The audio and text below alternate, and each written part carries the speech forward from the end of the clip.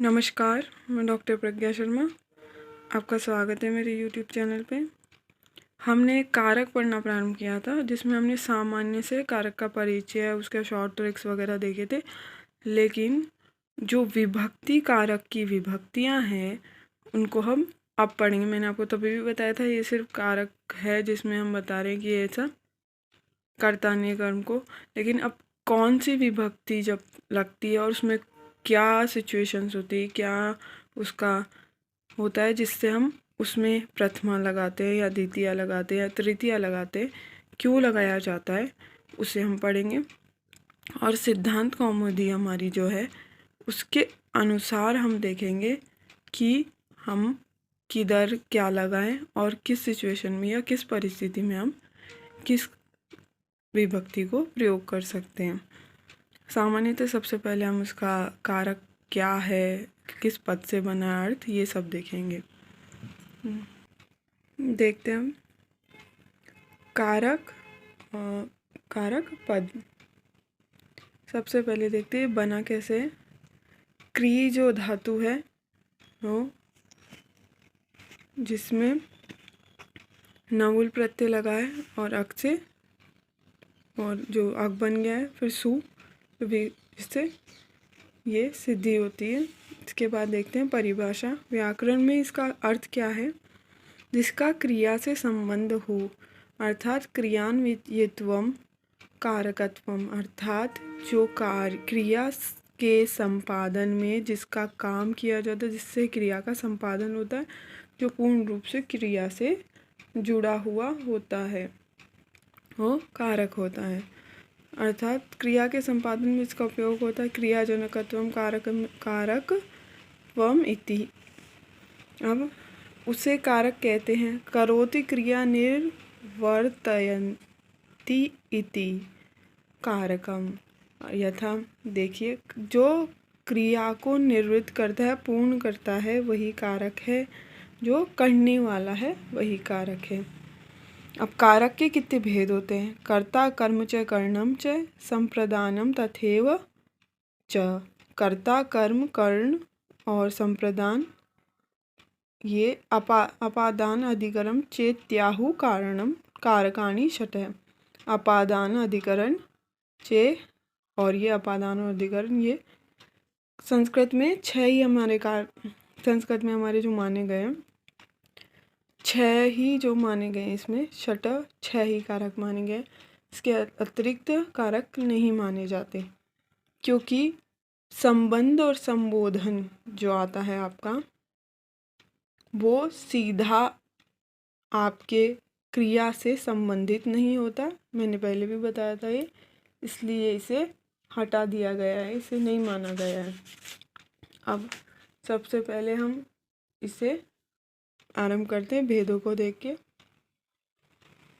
देखिए, कारक के भेद: कर्ता कर्म कर्ण संप्रदान पादान अधिकरण।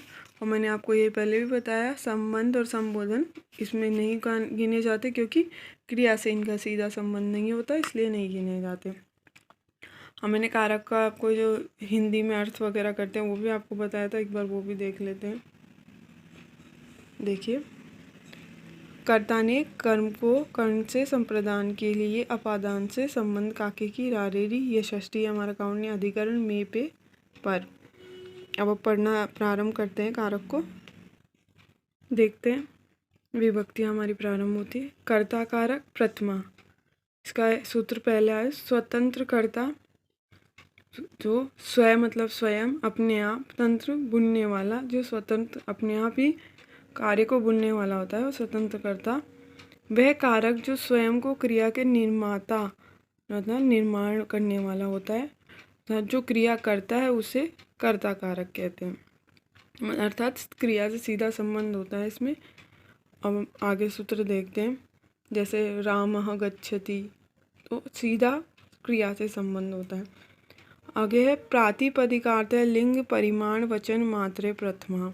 अब प्रातिपदिकार्थ किसी भी शब्द का नियत अर्थ, लिंग, परिमाण, वचन का बोध कराने वालों में प्रथमा विभक्ति होती है। जैसे निश्चित अर्थ का बोध कराने वाले। प्रातिपदिकार्थ ऊंचे नीचे, कृष्ण श्री, ज्ञानम, पुनः, सहसा, तत्पत्रम, पुस्तकम। निश्चित अर्थ का बोध कराने वाले को प्रातिपदिक अर्थ। लिंग हमारा किसी भी शब्द में लिंग, तटः पुल्लिंग, तटी स्त्रीलिंग, तटम नपुंसकलिंग। अब परिमाण, हमारा परिमाण हुआ पदार्थ में मात्रा प्रकट करने में प्रथमा, जैसे द्रोणी वही, तो हमारे पता चल रहा है कितना है मात्रा, उस हिसाब से परिमाण। वचन मात्र में संख्या प्रकट करने में एक दो, बहव एक दो, और बहुवचन में बहुत सारे। कर्तृवाच्य में कर्ता में, कर्मवाच्य में कर्म में, और संबोधन में प्रथमा विभक्ति। इन सब में प्रथमा विभक्ति का प्रयोग होता है। यही बताया, कर्तृवाच्य, कर्मवाच्य, करने वाला, और कर्म जिसमें होता है वहाँ पे प्रथमा विभक्ति। राम है, भोजनम पचती पचते। अब देखते हैं, अभी मैंने बताया संबोधन है, आपको बता ही दिया संबोधन है, हे हरि अद्य आगच्छते, तो ये सब में भी। तो आपको बस इतना याद रखना है, परिमाण हो जहाँ पर, लिंग हो जहाँ पर, वचन मात्र हो, प्रातिपदिकार्थ हो, अर्थात जहाँ पे आपको निश्चित अर्थ दे रहा हो वहाँ पर कर्ता कारक प्रथमा विभक्ति का हम प्रयोग करते हैं।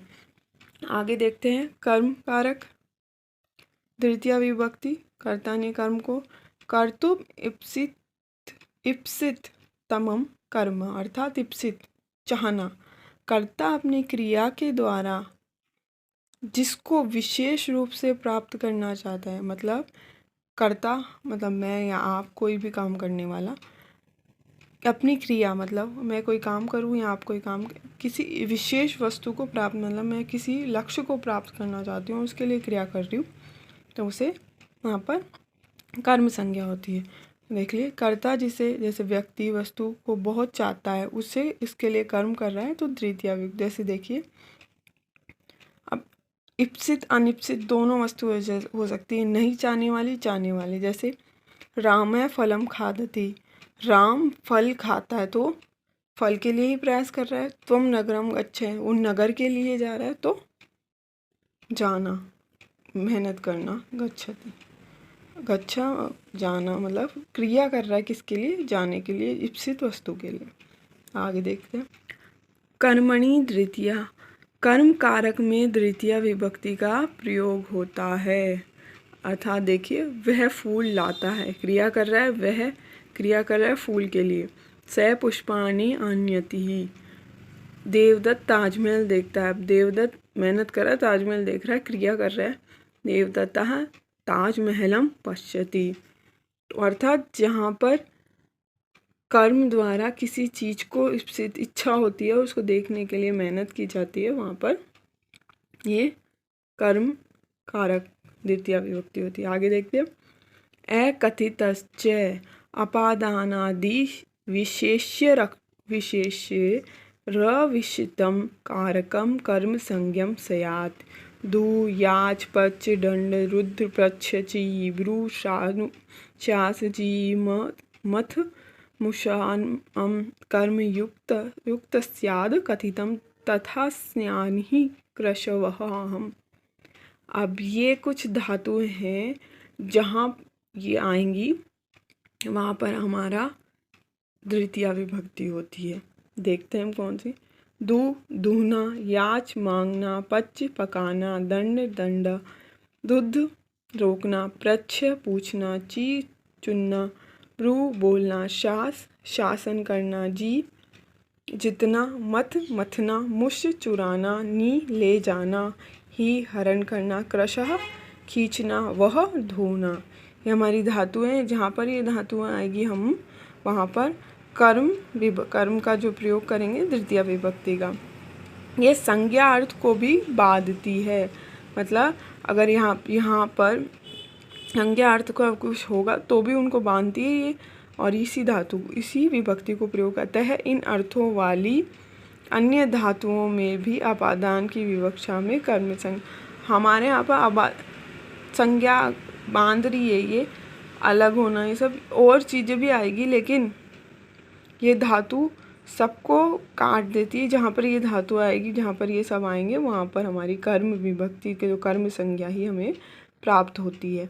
हम इसके अब उदाहरण देख लेते हैं जो आपको और क्लियर हो जाएगा। देखिए, गोपाल है गाम पय दोधती।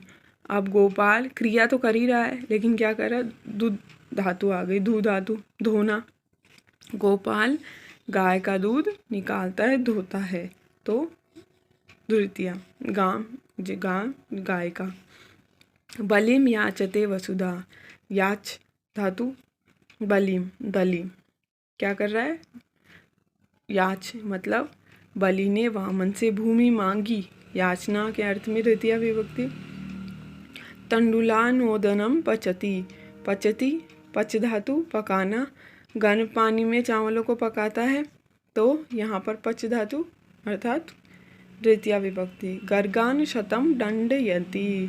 गर्गों से दंड के 100 रुपये ग्रहण करता है। अब दंड द्वितीया विभक्ति। वज्रम अवरुणादि काम। गाय को वज्र जाने से रोककर उसी स्थान पर रखता है, तो अवरुद्धम। माणकम पंथानम पृच्छति। माणक से रास्ता पूछता है, माणकम से, मानक से मतलब ये प्रधान हुआ पृच्छ धातु। वृक्षम अवचिनोति फलानि। बहुवचन है, वृक्ष से अवचिनोति फलानि, तोड़कर फलों को ग्रहण करता है, चुनता है। माणकम धर्म ब्रूतेः शास्ति वा। अब इसमें आपकी शास धातु भी आ गई और ब्रू धातु भी आ गई। माणक के लिए धर्म बता रहा है। शतम जयति देवदत्तम, इसमें आ गई आपकी जी धातु। गर्गों से 100 रुपये से पराजित करता है। शतम जयति देवदत्तम, देवदत्त गर्गों से, ये आप हिंदी बना लें, इसमें कुछ बड़ी बात नहीं है। अपना जानना यह है कि इसमें कौन सी धातु है जिस वजह से हमारी द्वितीया आई है। सुधाम क्षीर निधिम मथ्यति। क्षीर सागर से अमृत को मथनी के माध्यम से उत्पन्न करता है।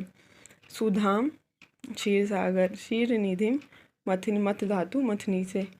आगे देख, देवदत्तम शतम मुष्णाति। देवदत्त से 100 रुपये का 100 रुपये को अलग करता है। अब इसको देवदत्त को 100 रुपये से अलग करता है। अलग करना, शतम मुष्णोति, देवदत्त से 100 रुपये को अलग करना मतलब मुष् धातु अलग करना। ग्रामम अजानयति हरति कृष्ण, हमारी तीनों इसमें आ गई।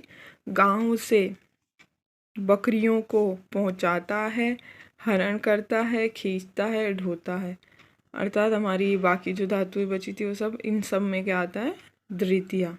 इन सब में द्वितीया। बस आपको ये धातुएं सूत्र समझना है, याद करना है आपको, फिर पता लग जाएगा कि ये दू याज पच्ची डन शास जी ब्रू जो है सिंपल है, हानि हर जी। तो आप बस एक बार पढ़ें और याद हो जाएंगे। आगे देखते हैं।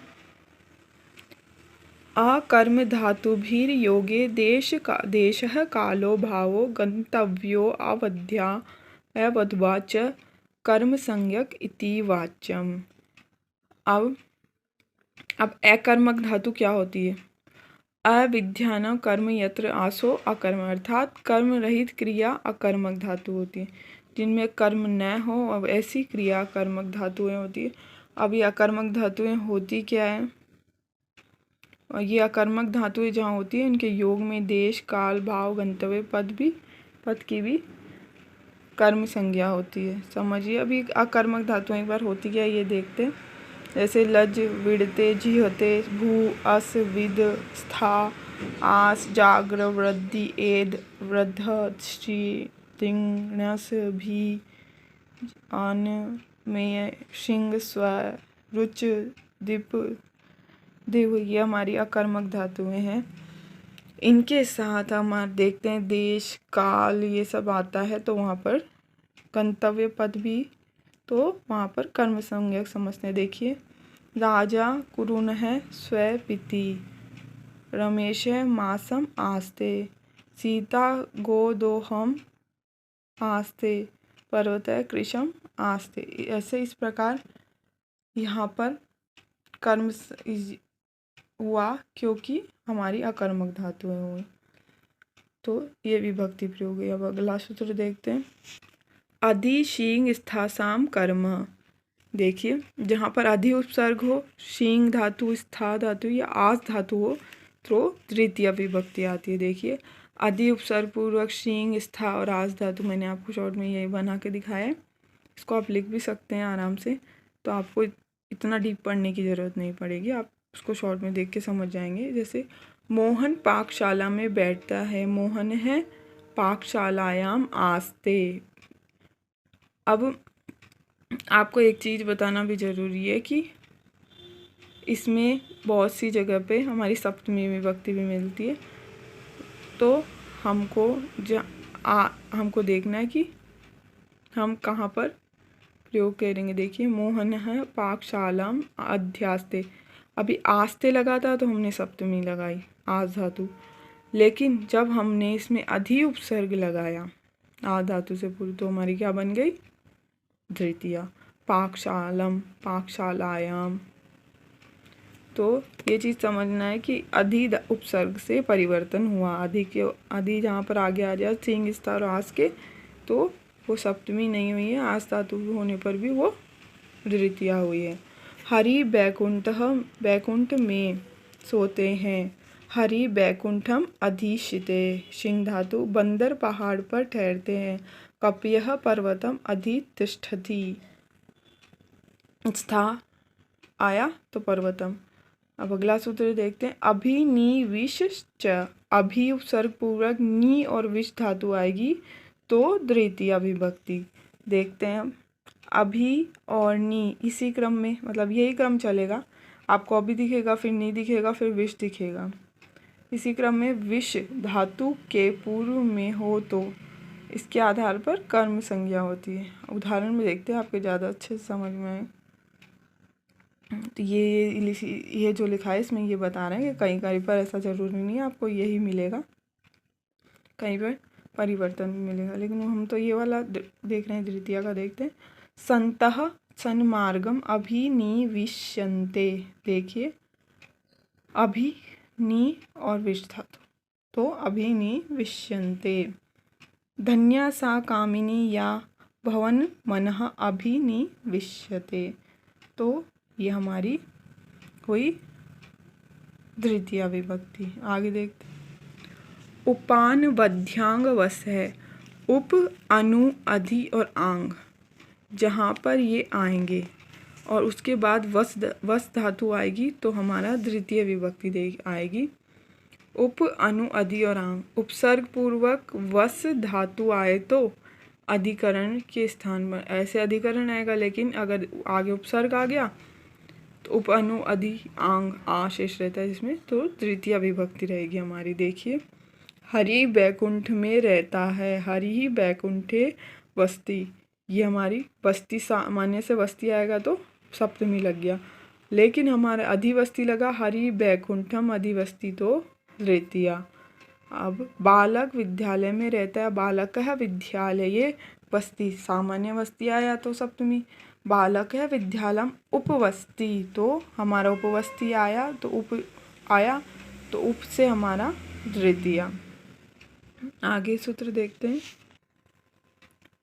उभः सर्वतः सो कार्योधिक उपयादिषु त्रिषु द्वितीया में दितान्तेषु ततो अन्यत्रापि दृश्यते। देखिए उभः सर्वाधिक आमेरितान्तः उपरि, उपरि उपरि अत्यधिक के योग में द्वितीया विभक्ति होती है। जहाँ पर ये सब आ जाते हैं वहाँ पर द्वितीया विभक्ति होती है। उदाहरण से देखते हैं। मार्गम उभयतः वृक्षा, मार्ग के चारों ओर वृक्ष है। नगरम सर्वतः प्राकार है, चारों ओर दीवार, नगर के सर्वतः सभी ओर। माम अनंध्यम दिख, अब ये दिख के योग में अनंध्यम।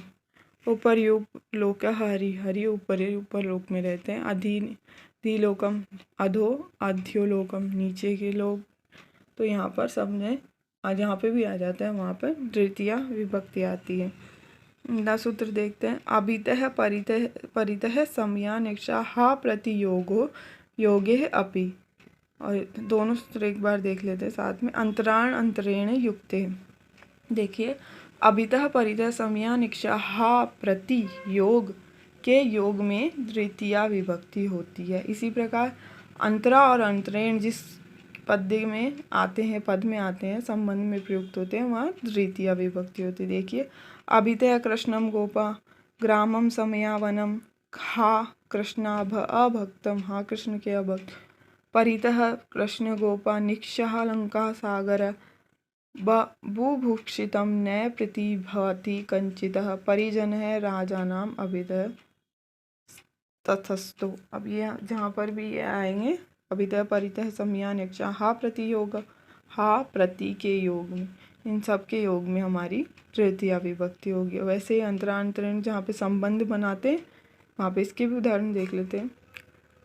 अंतरा त्वाम माम हरि, तो मेरे अंतर में हो हरि। रामम अंतरेण न सुखम, राम के अंतर में सुख नहीं है। तो ये सभी इन सब का मैंने अर्थ भी आपको यहाँ पे लिखा है। देखिए, अभितः दोनों ओर, उभयतः दोनों ओर, परितः चारों ओर, सर्वतः सब ओर, प्रति और, धिक धिक्कार, अनुपृच्छे, बिना बिना, समया समीप, निक्षा समीप, अंतरेण बिना, अंतरा बीच में।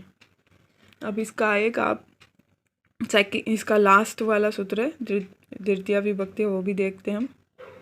कालान ध्वनोरत्यंत संयोगम संयोगे, कालवाचक और मार्गवाचक शब्दों में अत्यंत संयोग में द्वितीया विभक्ति, मतलब जहाँ पर अत्यंत संयोग हो, निरंतरता नहीं होनी चाहिए, मतलब निरंतरता का अभाव होगा, वहाँ पर षष्ठी विभक्ति होगी। और जहाँ पर ये निरंतरता चलती रहेगी तो वहाँ पर हमारी द्वितीया होगी। निरंतरता जहाँ रुक जाएगी वहाँ षष्ठी चल जाएगी। जैसे कालवाचक समय के सूचक पद, मार्गवाचक मार्ग के सूचक, समय के सूचक मास, सप्ताह, वर्ष, पक्ष आदि, और मार्ग पद, पंथ्या, सरणी आदि, ये हमारे रास्ते से संबंधित हो गए और वो हमारे काल से संबंधित हो गए। अब दोनों से उदाहरण देखते हैं एक बार। मासम कल्याणी नदी, तो मास मासम आ गया। क्रोशम कुटिला नदी, चत्वारि वर्षाणि वेदम अधिजगे, स संवत्सर अरण्य चत्वार। तो यहाँ पर निरंतरता जो है उसका अभाव होने के कारण षष्ठी विभक्ति, मतलब यहाँ पर निरंतरता है इसलिए अभाव नहीं होने के कारण हमारी द्वितीया विभक्ति। वहीं पर निरंतरता के अभाव में क्रोशस से एक देशीय पर्वत है, मतलब एक निश्चित स्थान है जहाँ पर पहुँचा जा सकता है, तो निरंतरता के अभाव में हमारी षष्ठी है। मासस्य द्विरधिते, 2 माह, तो निश्चित हो गया ना वहाँ पर, इसलिए हमारी आ गई इसमें षष्ठी। और ऐसे हमारी जो निरंतरता का अभाव जहाँ पर आएगा वहाँ पे द्वितीया।